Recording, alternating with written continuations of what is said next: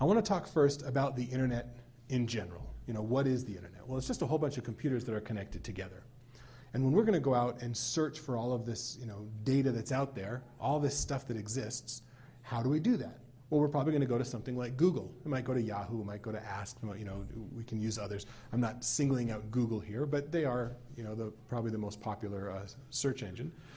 So when we want to find some information, we're going to probably start at some kind of when we're going to look for information, we're going to start at some kind of a search engine. And so we might be researching a paper or something, want to find some pictures of a beach. So we type in the word beach to our search engine, and we hit search, and up come some results. Well, we get a whole bunch of beaches, but that big X you see right there is an image that I wouldn't want to display in a public setting. As a matter of fact, I wouldn't want my kids to see it in a private setting.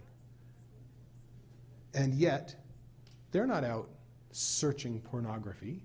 They're simply at their search engine researching something for schoolwork or something else and doing their homework. And this is how pornography gets into our home. This is how that first exposure occurs. They're just innocently searching for something, and they run across something inappropriate, and then maybe they get curious, maybe they click on it, and we start to have some problems. Now, the problem is that the filter is probably not going to catch this. Now, when they go and they click on that, if you have a filter in place, it'll stop them from getting there. But this first exposure is normally not going to be caught by a filter. As a matter of fact, Google has a filter. It's called Safe Search. And you can see in this case, moderate safe search is turned on. So you can go to Google, Yahoo, whatever search engine you use, and there's a little thing up there you can see preferences. You can click on that preferences, and you can turn on Safe Search. And I highly recommend that you do this, by the way. Turn on Safe Search, and what happens is, on the server side, before they even hand the results back to your computer, they will try to filter out the bad stuff and then give you the results.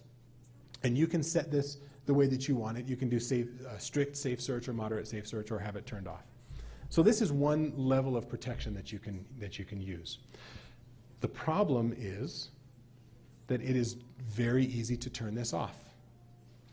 So the children can, if they're seeking this type of content, they can go into preferences, turn it off, do their search, and then turn it back on so the computer's in the same state when mom and dad come back, and they don't ever know that Safe Search was turned off.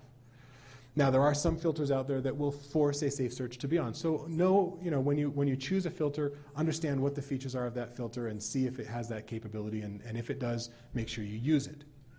But just know that safe search is not perfect.